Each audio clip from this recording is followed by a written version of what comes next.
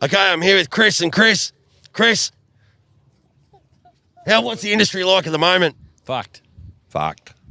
And what's the most important thing that you would like to see the politicians address? The transport rates.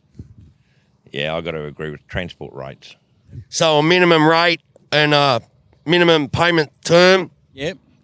What would be the payment term? Well, put it this way, and if you go and hire a cab, right, and you tell the cab driver that you're going to pay him in 30, 60, 90 days, what's the cab driver going to tell you? He's going to tell you you're going to get fucked. Well, he's going to be replaced by an Uber driver first anyway. That's right. What about you, Ugly? What's the most important thing that you want to see the politicians address? As I said, rates.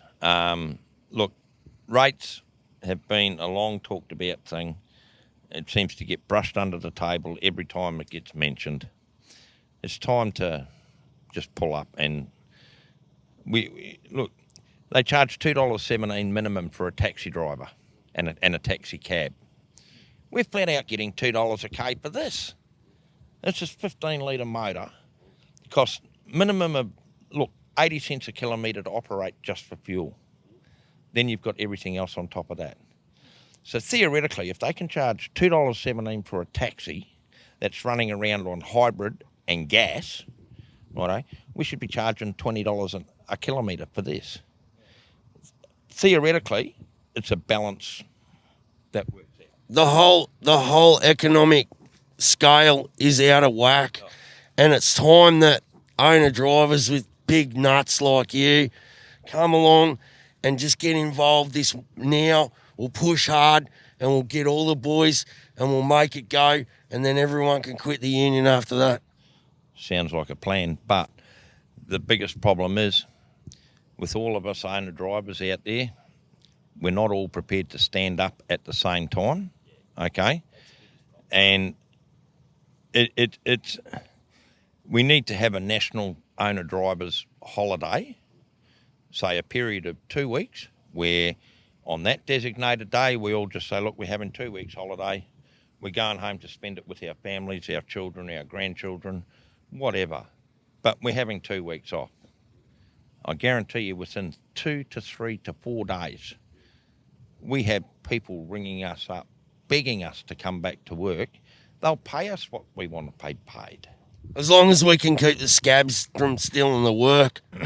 Okay, in every industry, there's always going to be, there'll be one job and 10 owner drivers. They go into the office, I'm not doing it for that rate. They walk out, next one walks in. They do that 9 times. The last one walks in and goes, I'll do it for that rate. You got the job. Go for it. So, and he's doing it for fuel money. What about Prime example, this was going back quite a few years. IPEC had an urgent load to go from Sydney to Townsville, right? They were getting paid $10,000. They subbed it out to a subby for $3,000. Really kind-hearted, eh? they have massive operating costs that they have to cover because they have 5 staff for each truck where you've got 1 staff for your truck. You don't have to pay massive electricity bills. You don't have to put training in for all these idiots that they hire. So how can they compete against a professional operator like you? Of course they have to rip you off to be in the game.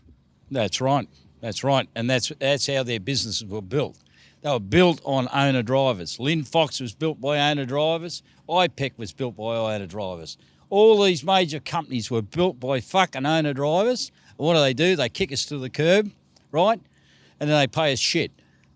They've stolen the loyalty of the Australian owner drivers and their hard work and given it to their shareholders.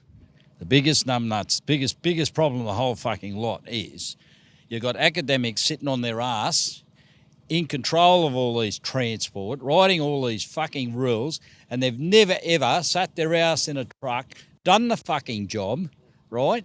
And they've got the hide to turn around there and make all these fucking rules. It's because the truck drivers are so time poor. You don't have time to come to meetings. You don't have time to do this stuff. That's how they get away with stabbing us in the back. That's what we've got to push together now behind this inquiry so that the senators know that we're serious about going on strike if they don't fix it. put it this way.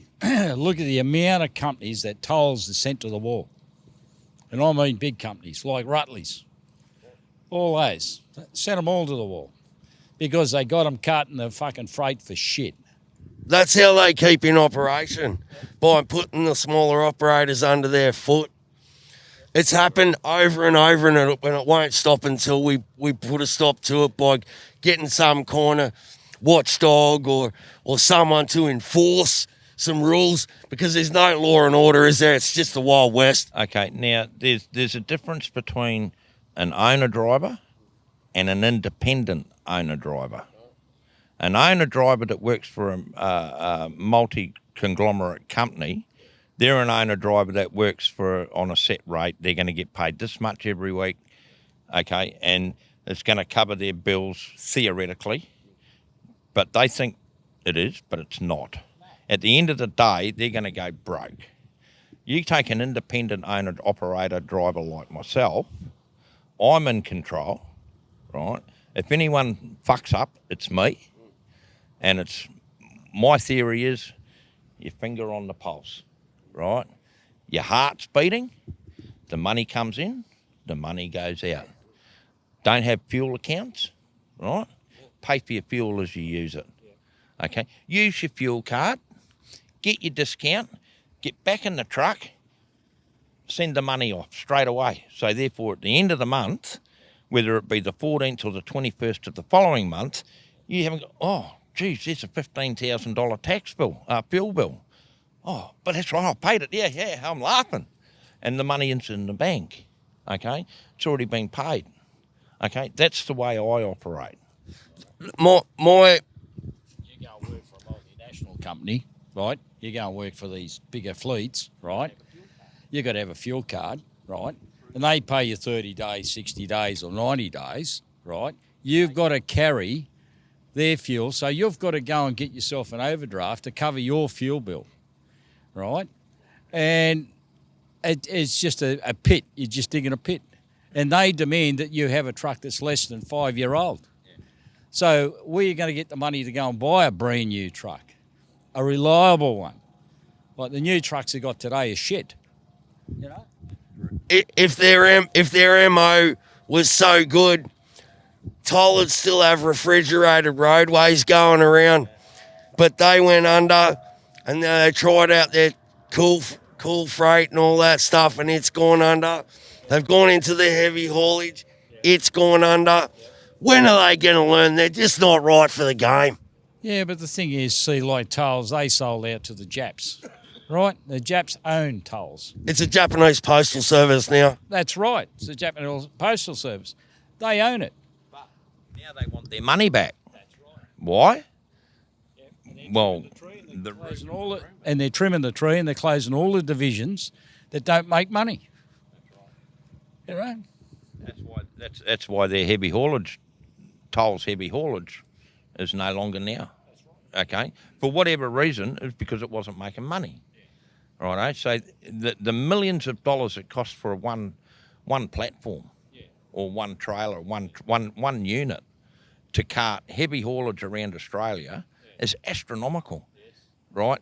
And it's any wonder you've got to have pilots, you've got to have police, all of that. It all costs money, right? Months of planning for a move.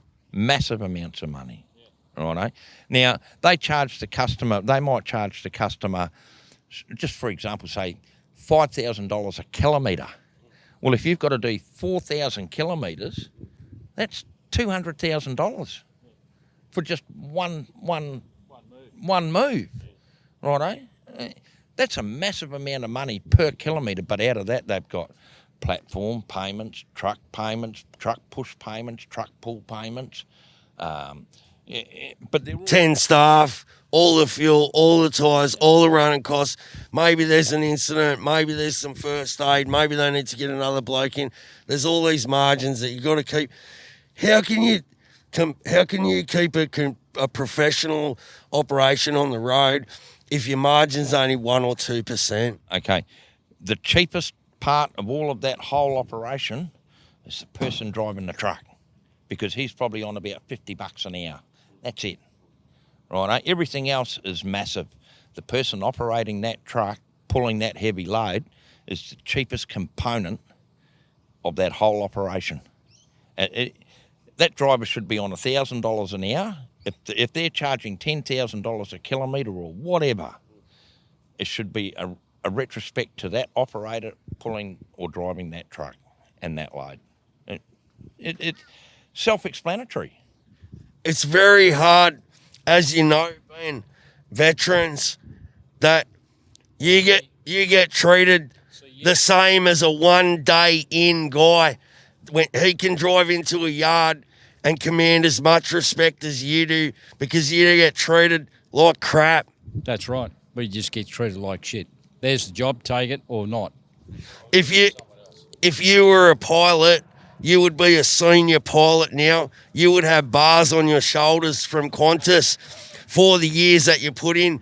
Being a senior driver in Australia for driving a truck, where he gets grey hairs and wrinkles. What gets up my nose, if you go and work at the mines, you do a 12-hour shift, right, per day, you'll go on for a 3-week stint. Then you go home for 2 weeks, have 2 weeks off. In the transport industry, you don't get that. You just run. When your candle burns both ends and you're fucked, next driver.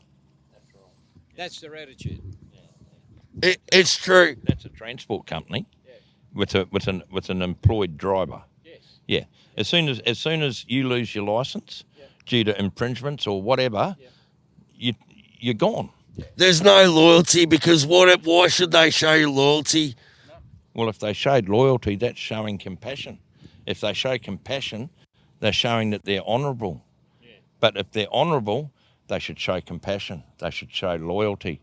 There's none of that anymore. That whole camaraderie, loyalty, compassion, it's all gone. Let's dog eat dog.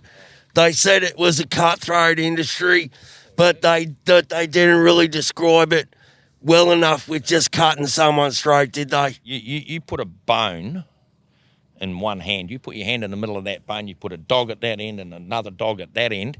They get to the middle of the bone. If your hand's not there, they'll take your fucking hand, but they'll keep chewing and then they'll start eating each other. It's that simple. It's a whole mess, isn't it? Have you ever seen it this bad? I'll give you a little example of TNT with Sir Peter Abels, right, many years ago. You used to buy a new truck, right? They'd run you flat out.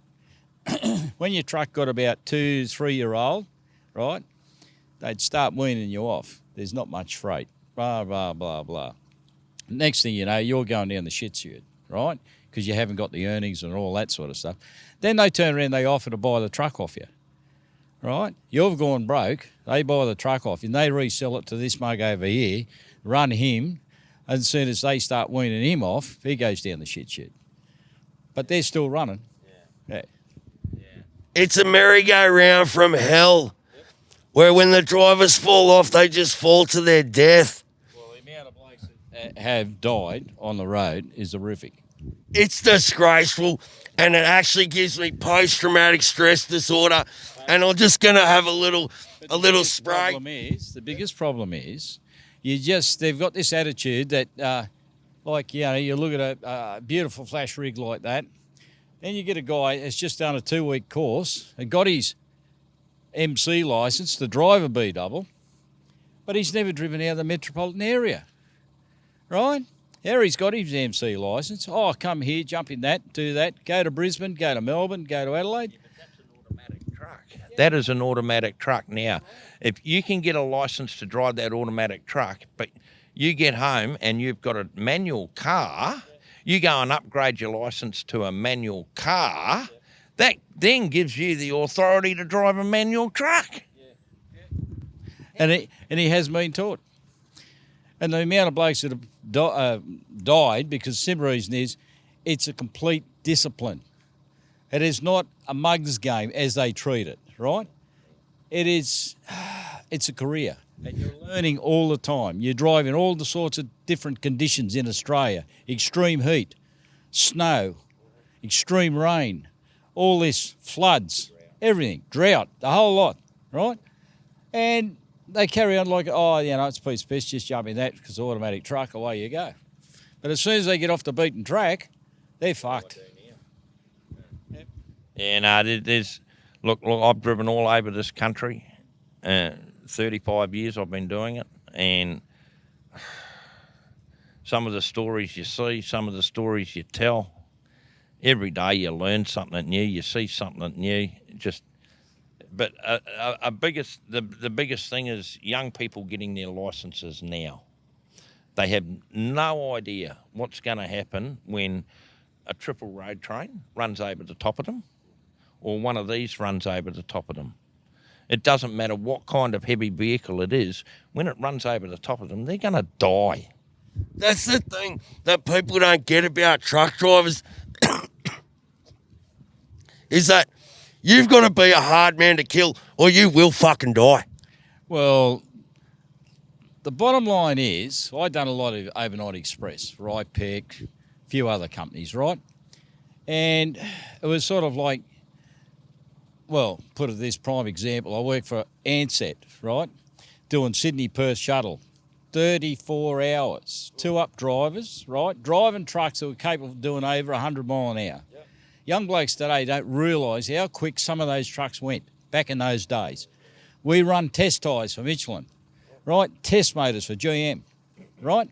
And today, they got a speed limit to 100 k's an hour, which is fucking dangerous, right?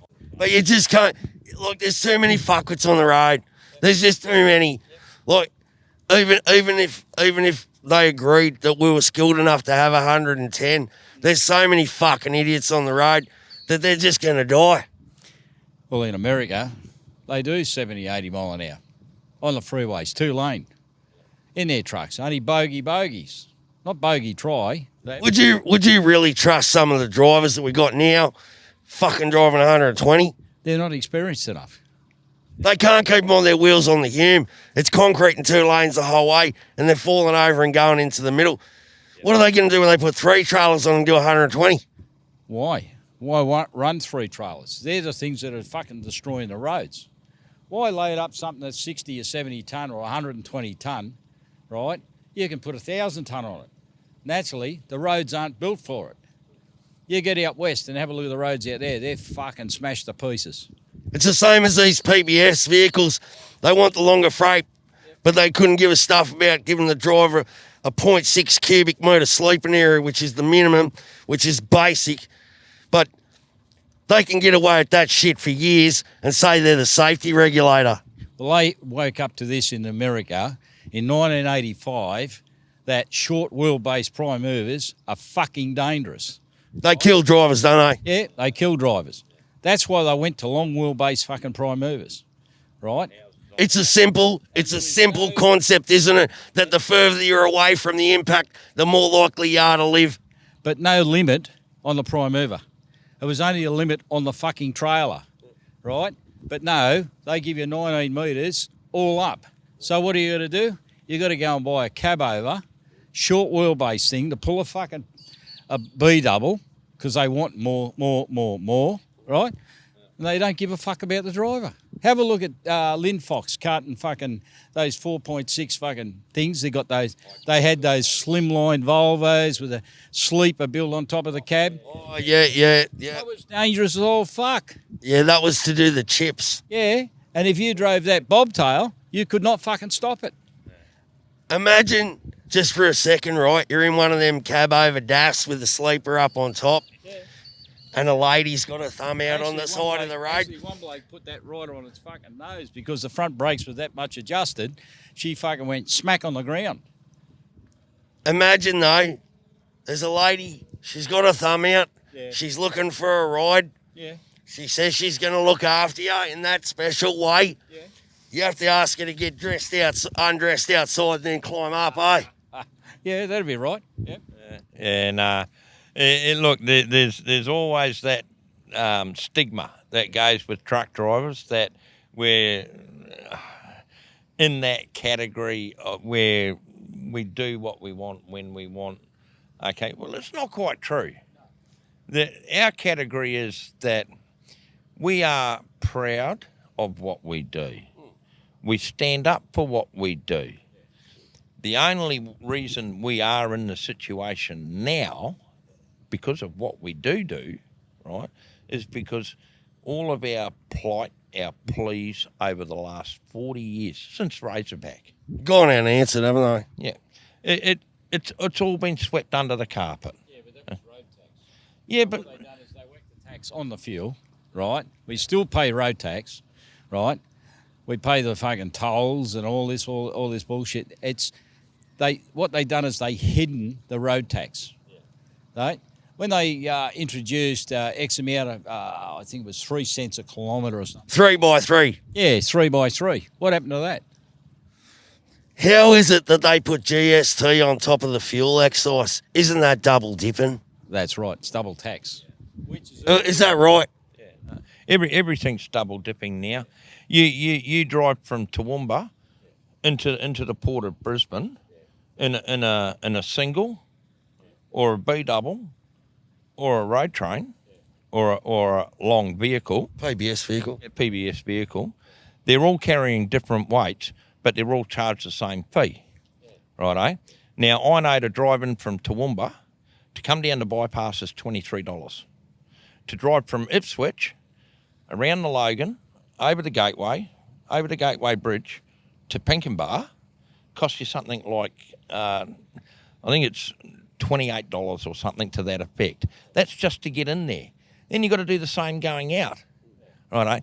But that cost, the truck driver or the truck company is expected to absorb that. Well, we can't charge it.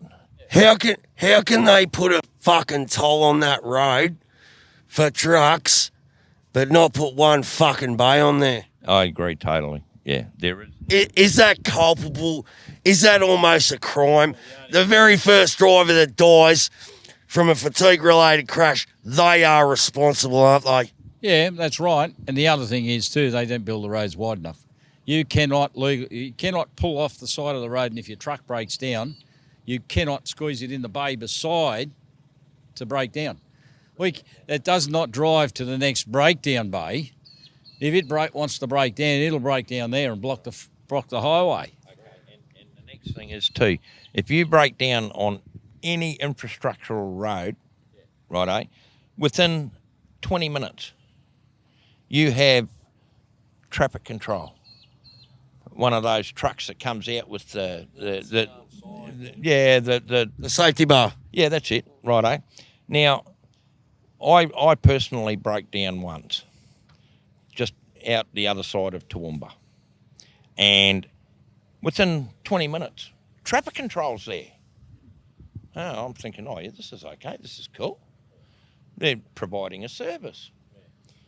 So I was there for 3 hours. They had lights set up, they had people at each end directing traffic. There was really no need for it, right? But at the end of the day, it's all about providing safety for not just me, but for the general public as well. On an infrastructure road that actually caused the breakdown. So 5 weeks later, after I've been away working for 2 weeks, I come home. My mailbox is chock-a-block. I pulled out the mail. Oh, what's this? Yeah, so I opened up this mail and I got this bill for $1,200. And I rang them up and they said, oh, no, you can fill out this form and do this and do that and put in a claim for the repairs to your truck because the infrastructure of the road broke the truck. I said, okay, so I did all that. Took many hours to fill it all out, detailed explanation. I sent it in. It was about a month later, I hadn't heard anything. But I still had to pay the $1,200 bill. Well, okay, so I paid that, righto, because the answer they gave me was, do you think because you broke down on an infrastructural road that was in such poor condition that it caused your truck to break down, right, that the taxpayer should cop that cost? And I said, no, they shouldn't. It should be up to me. Right. Then I, in the next breath, said to the person that I was talking to, well, okay, can I ask you a question? And she said, yes. And I said, well, If I'm driving my vehicle, heavy vehicle, on an infrastructural road that is in such disrepair that it caused my vehicle to break down, why should I incur that cost of $1,200 for traffic control, and then you come along and tell me I can put in a claim, but the claim is rebuffed because the simple reason is your answer is, oh, we don't have any money to pay that bill. It's that simple. I don't have money to pay my bills either, but they don't seem to accept that as a good enough excuse. But I mean, it's a set of rules for them, and then they tell us we can do this and do that. So we do that and do this. We send it off, but we get blindsided by the fact that, oh no, we can't afford to pay that. Well, that'd be like me going and fueling up my fuel, walking inside to the servo and going, oh, I can't afford to pay that fuel, but I'm just going to go anyway. Well, that's the other way you do. You walk into the servo and say, I'll pay you 60 days for the fuel. Yeah. I'll pay you 120 days for the fuel. I'll pay you when I get paid for the job I'm doing now, I'll pay my fuel bill. Huh? If you don't have a look at these big company invoices, 7 days. That's right. 7 days. Paid 7 days, but they'll stretch the subby out for 30 to 60 to 90 days. They've already got their money, and that's where it's fucking totally wrong. There should be a maximum 7 days payment. I don't give a fuck about this fucking 14 days, 21 days, all that shit. Should be a maximum 7 days from invoice, right? That's if they want to play it. Or COD on delivery. That's right. You know? Yeah. And then you can operate. Okay. You know? And my answer to that is, look, a lot of my work comes off the internet, okay? And I've been burnt a couple of times, but it one time where I had to go through a recovery agent, okay? Now, yeah, okay, that's fine, but you've got to pay a commission to that recovery agent. By the time you take your fuel out, pay the recovery agent, waited 2 months or 3 months to get paid, you've had to pay for the fuel in before you even do the job, right? You've then got to cop the cost of the recovery agent. And the person that got you to do the job, he's sitting back going, oh, well, I don't have to pay that bill, so I'm not going to. But you don't threaten them, but you get the recovery agent to point out the facts of life to them. This is what's going to happen if you do not pay this account, because a tax invoice is a legal document, okay? So, but what actually happens now is, and Chris will be justice to this, we both sort of pretty much do the same thing, right? He's got different fingers in different pies, okay? But if we do a job, it's an agreed price, okay? Whether it be between ourselves or whatever. But the customer agrees to the price, we go out, we load the job, we send the invoice, either by email or photograph or whatever.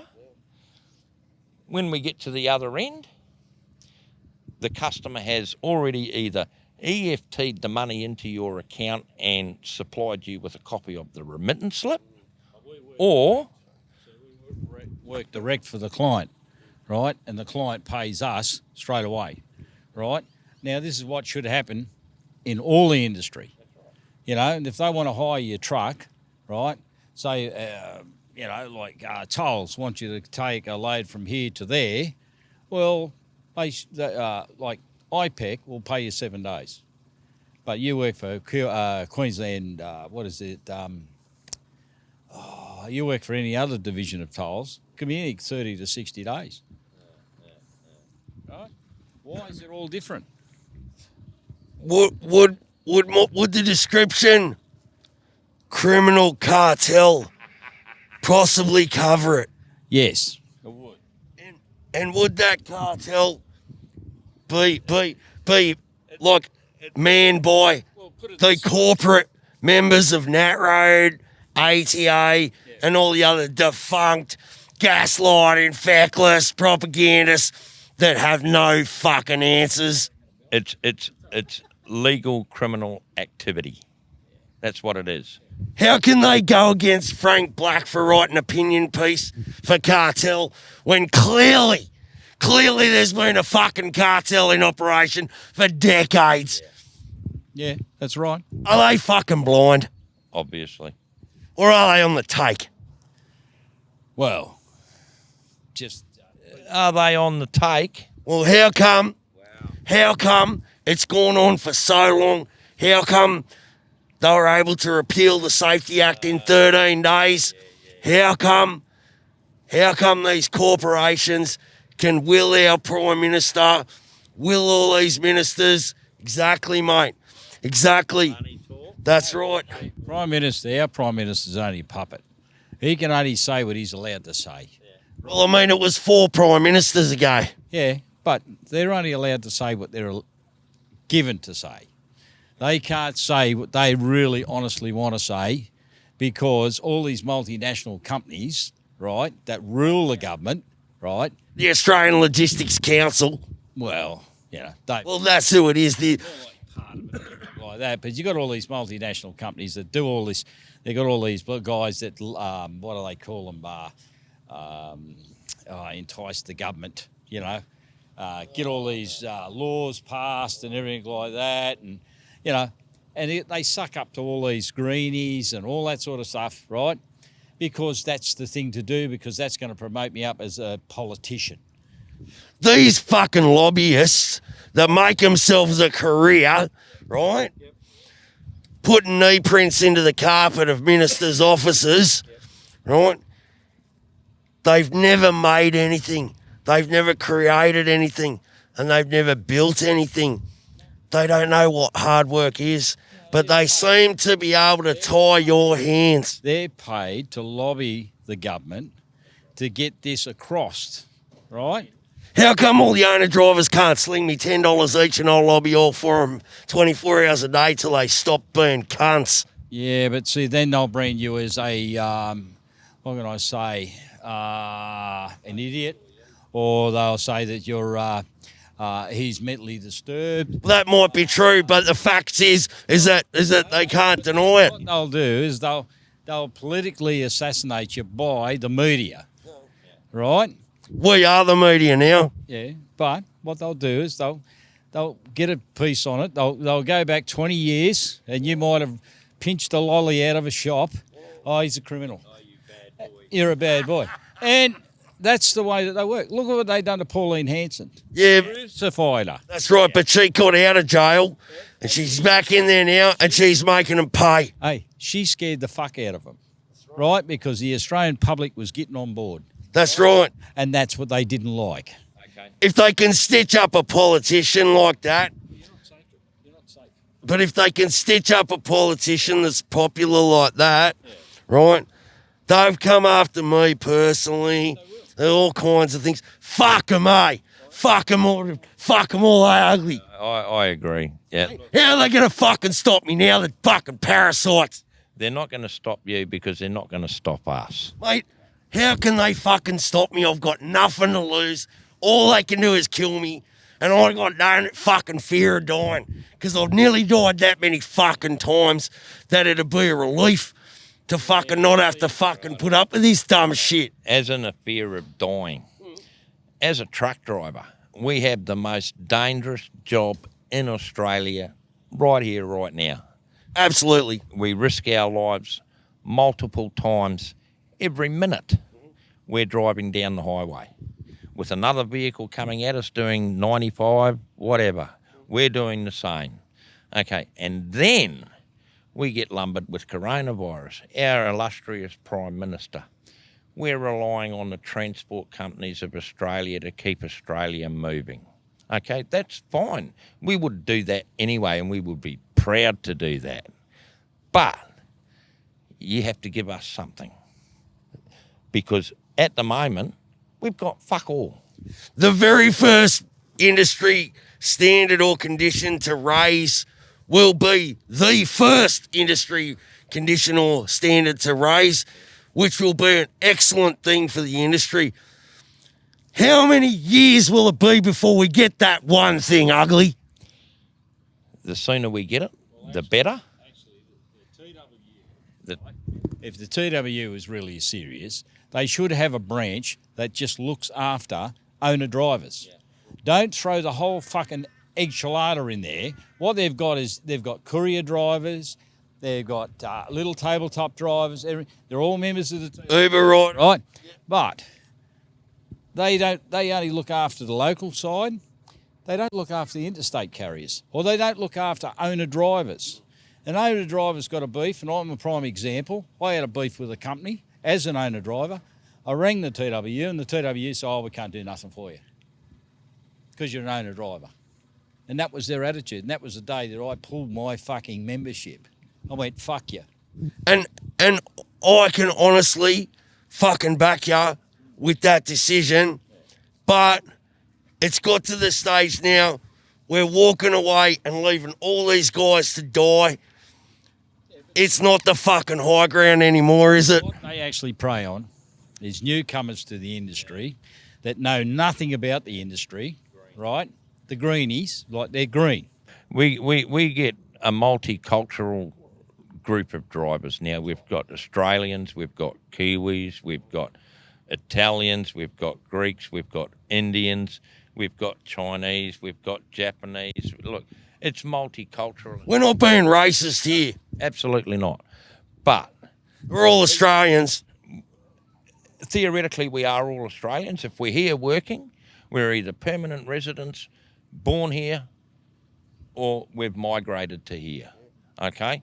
Now, if you can't speak, read, or understand English, how can you be expected to read a sign that says exit or stop or go or whatever? But they can't prove that, okay? Whereas if you can speak English, as we're speaking here now, theoretically, you can read, write and understand the English language.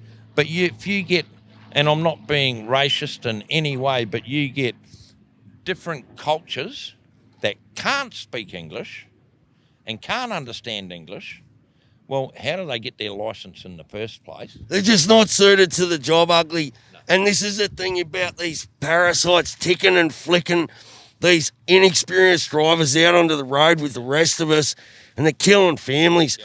But we've brought up accreditation and all these other things in the Senate inquiry.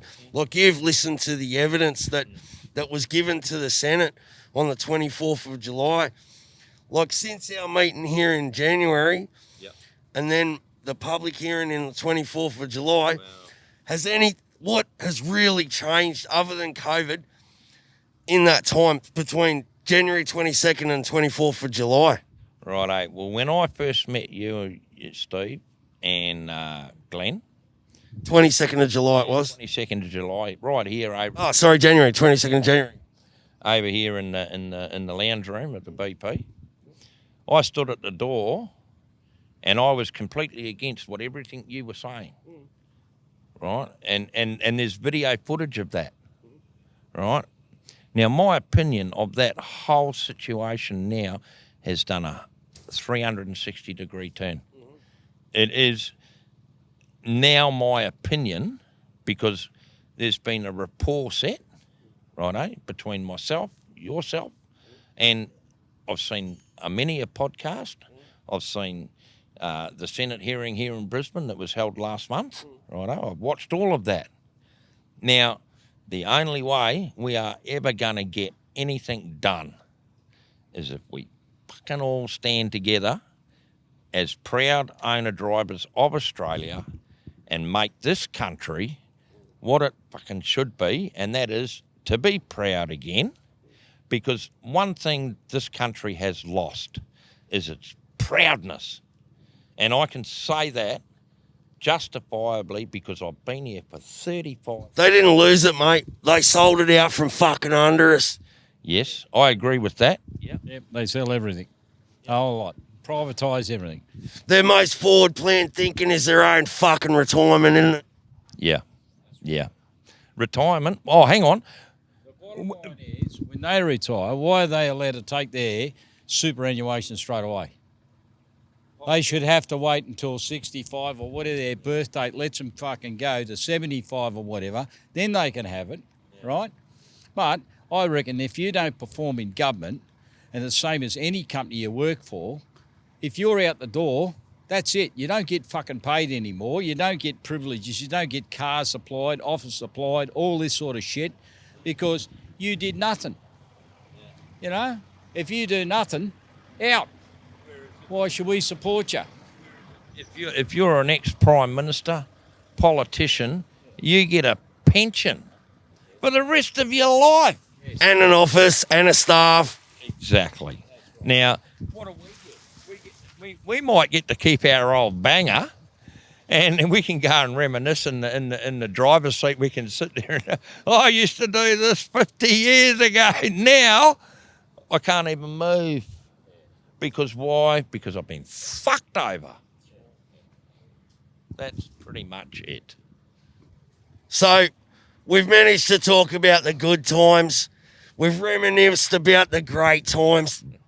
Let's talk about the future and where we're going.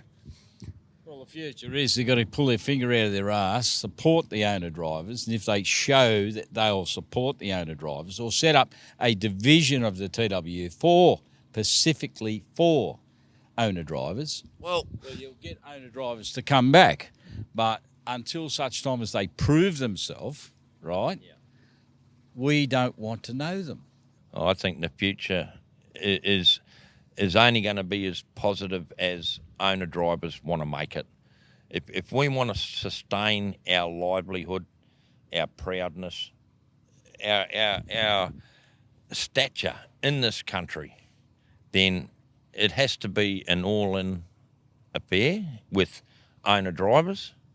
Look, owner-drivers don't realise how much control we have of this country. If we all stood together for, like I said, 2 weeks, I guarantee you we have what we want. It's just a matter of setting out a time date, sticking to it, and if there is any owner-drivers out there that are running the muck, then they are not included in the end result. That's it. End of story. That was like Razorback, right? Everything stopped, everywhere. And that was the reason they got road tax abolished, right?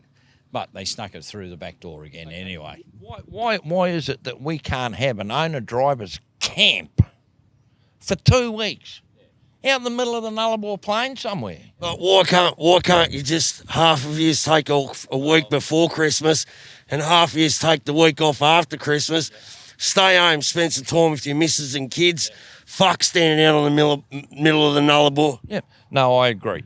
Look, it just comes back to this common sense, okay? If we all stick together, make it happen, we will win. It's that simple.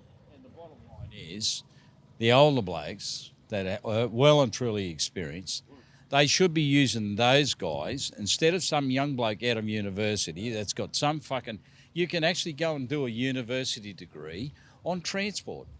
I registered for that when I had a bad car smash and laid up for fucking 2 years. You know what it was? It was an accountancy course. Nothing to do with fucking transport. All it was a number cruncher. Oh, yeah, that truck does 4 cents to the K for tyres. It does this, that, and the other.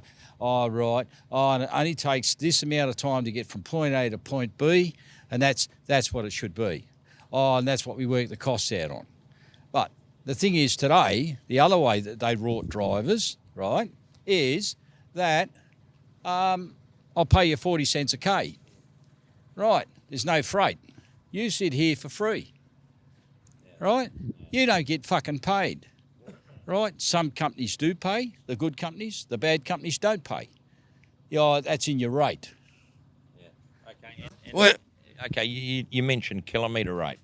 Right, and our kilometre rate, okay, might be whatever it is, whatever the rate is that company's paying, righto.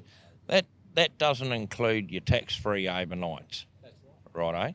But it's incorporated into it and somehow on your pay slip, and you're paying tax on that. Now, therefore, then you claim that with your tax and it just creates a whole new drama. Look, you get paid a kilometre rate or a salary, right, for the week. Okay?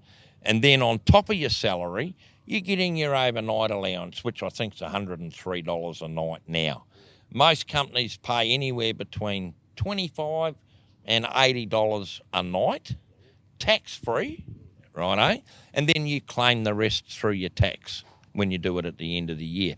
That system works, but a day rate that you get paid, say, just for example, you work, if you're on a 12-hour book, righto, you're working 12 hours minimum, but all the unpaid time that you're working, you don't get paid for that, righto? So you might end up doing 16, 18, 15 hours a day. Well, there's a minimum of 3 to 6 hours that you're not getting paid for, righto? It's time lost. It's money lost that is providing for your family and your rightful advancement in life, as in as an employee for an employer. Okay, the employer's charging the customer massive amounts of money for this job or whatever. Pass it on to the person that's actually doing the fucking job. That's a pipe dream. It's never going to happen while the parasites are in fucking charge of the asylum, ugly. Well, I know because I've been there and done it, right? And I'll never do it again. If I'm not an owner-driver, then I'll go and get a coffee machine and sell coffee out the back of a van. There wouldn't be too many owner-drivers that have a spare 2-week margin up their fucking sleeve right now after the bushfires, the drought, corona, and the government's fucked the economy beyond all fucked. Look, I agree with that. Being an owner-driver is a very fine line. It's a fine line between survival and a quick death.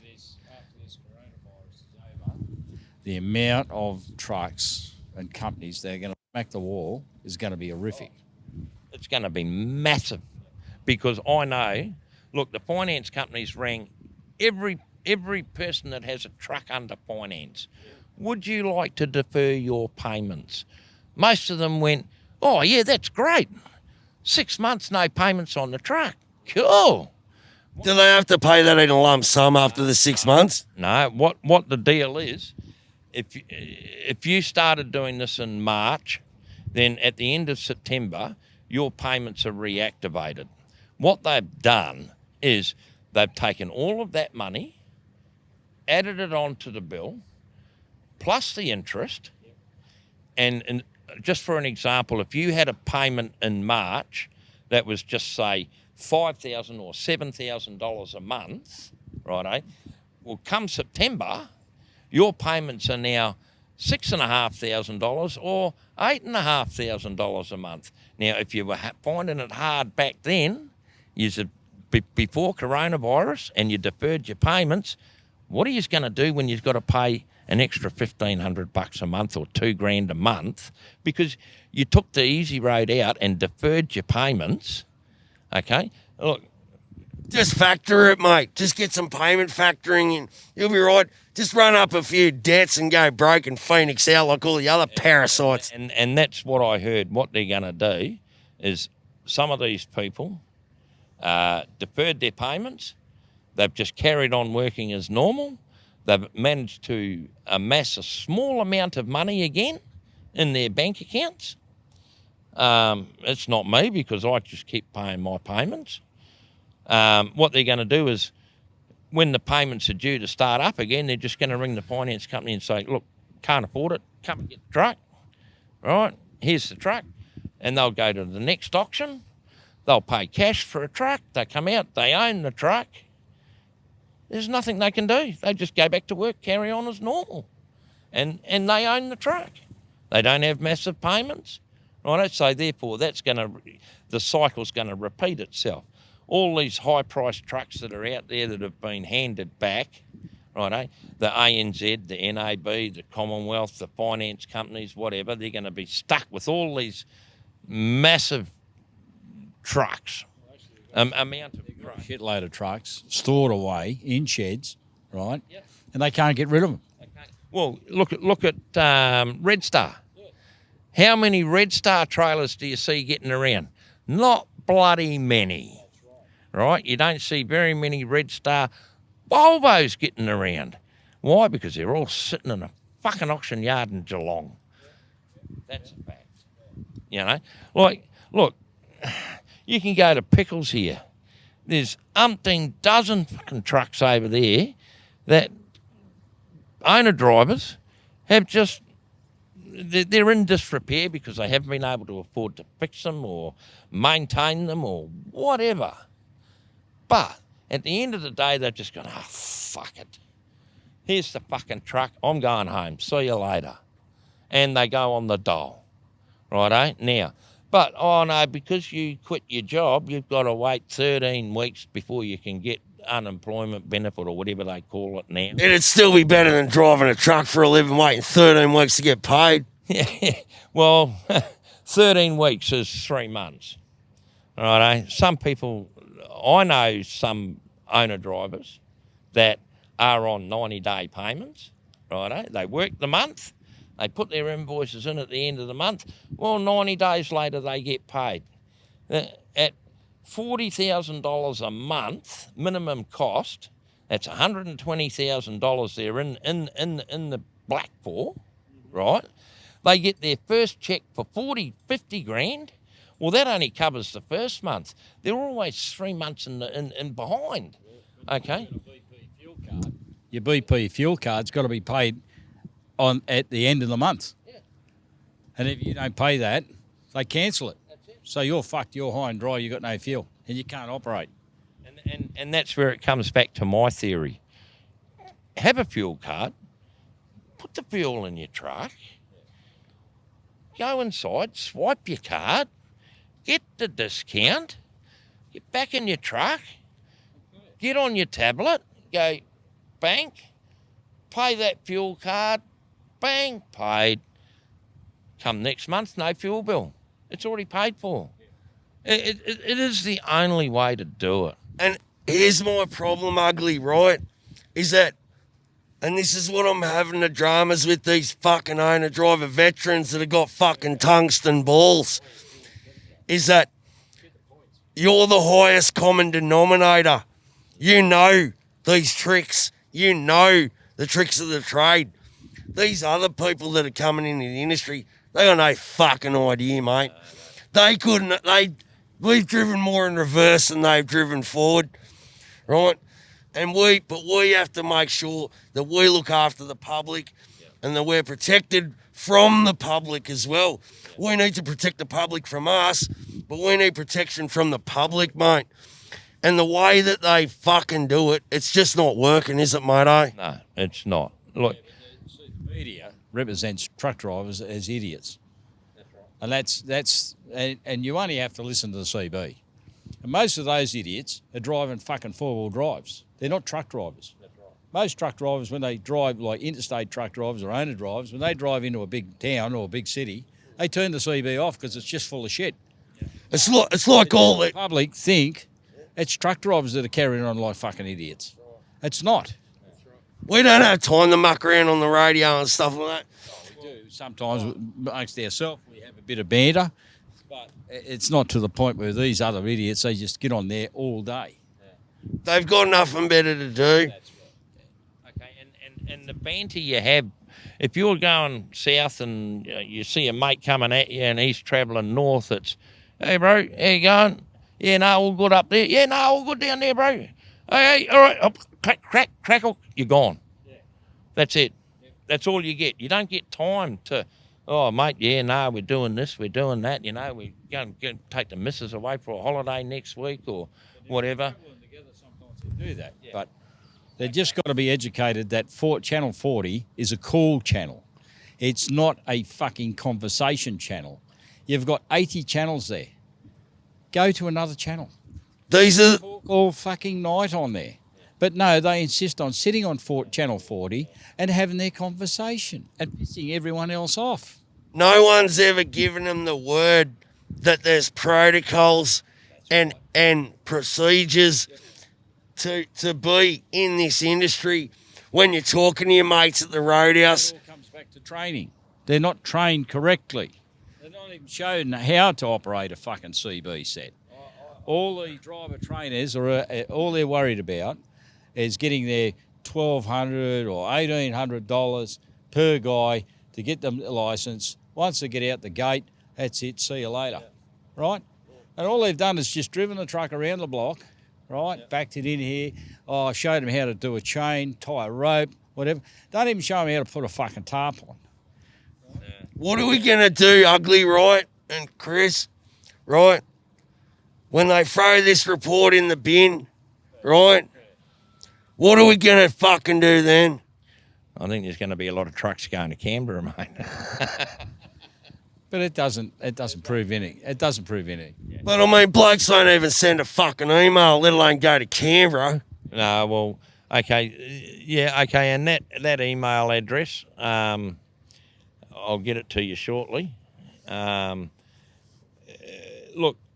I think the more of us that are heard, the more of us that voice our opinion, whether it be as we are here now or via the email address, don't hold back. Let them have it, righto? But, and I'm going to say this, 9 months ago when I first met you, I was against everything that you were standing there talking about, and that's on video, righto? Like I said, I've turned around 360 degrees. I'm now standing here and saying, if we support you and what you're standing for, and the Senate, right, then we will see action. We will see a better rate. We will see a better quality of life.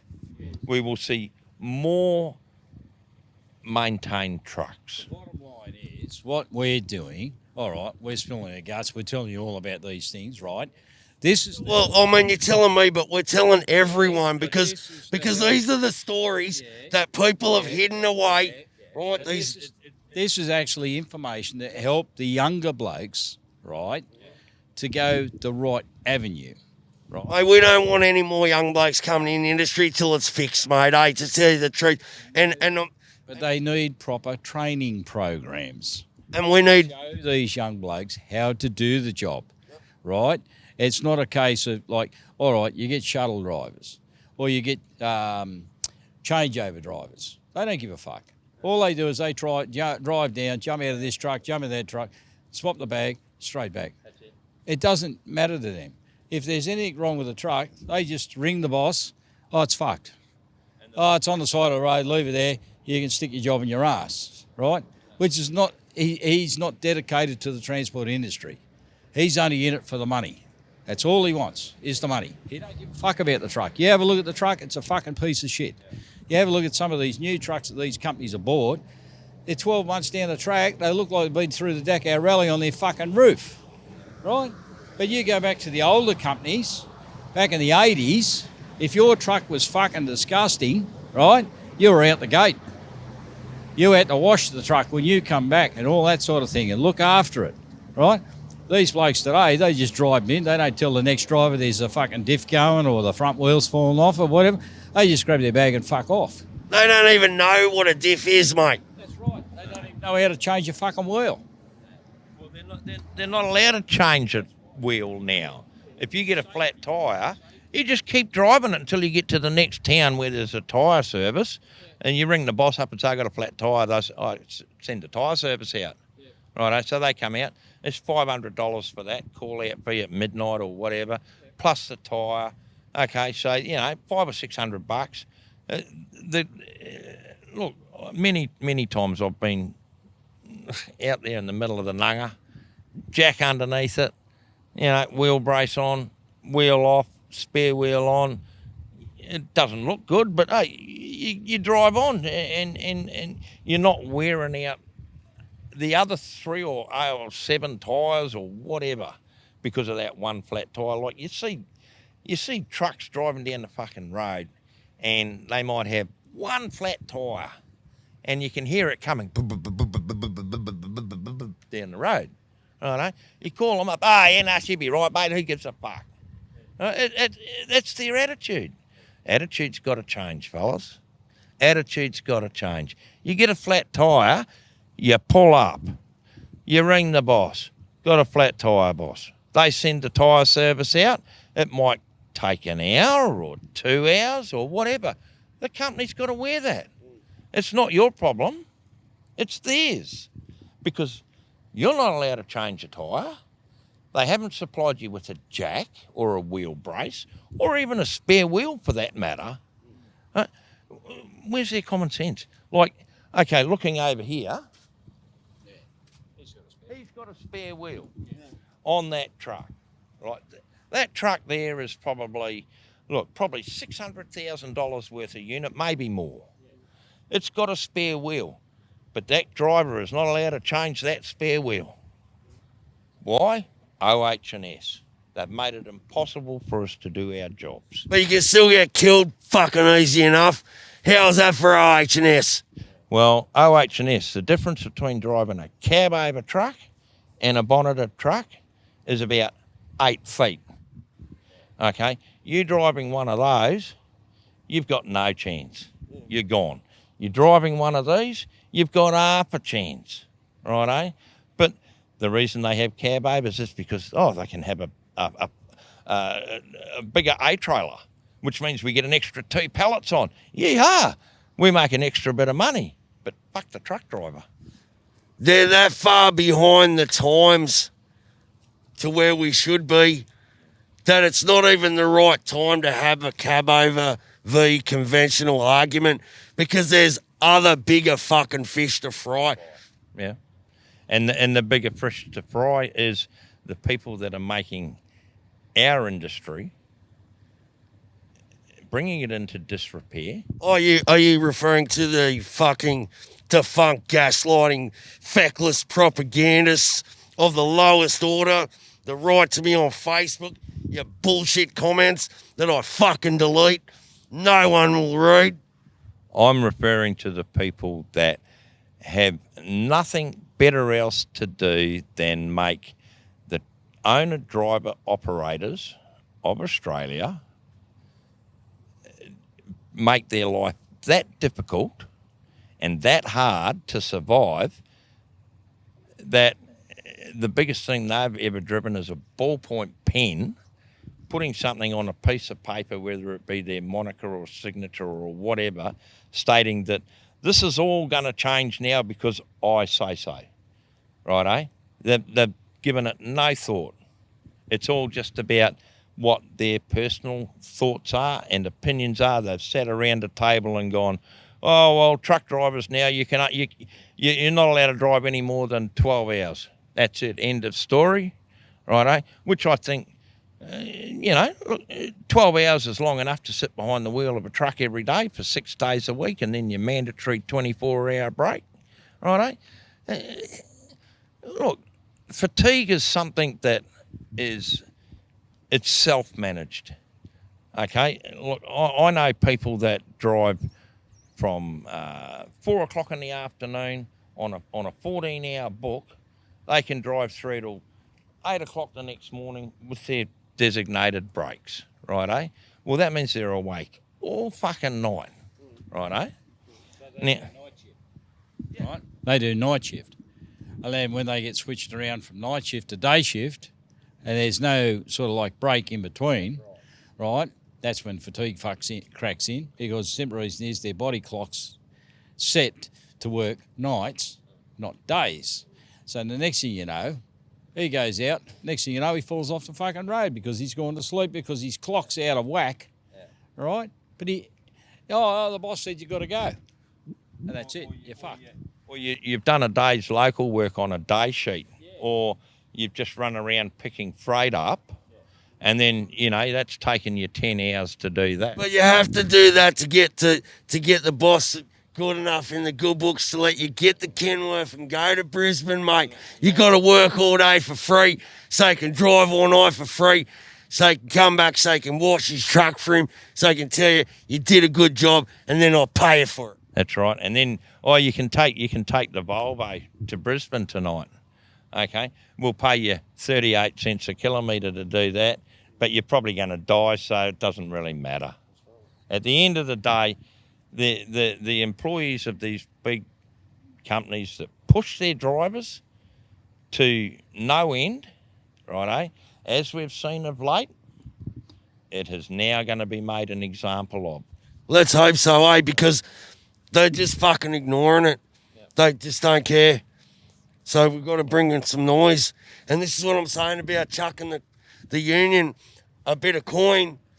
And fucking let's get into a fight, ugly. Let's fucking go. Let's take them on. Chucking some coin. Get under the protection of the union, right? He's saying coffee and something to eat. So Yeah. I'm gonna have coffee and something to eat. I'm fucking starving. Chris. I'm going to do a bit of maintenance. I've done that. Chris. Thanks for your time, Chris. Thanks for your time, Chris. Ugly.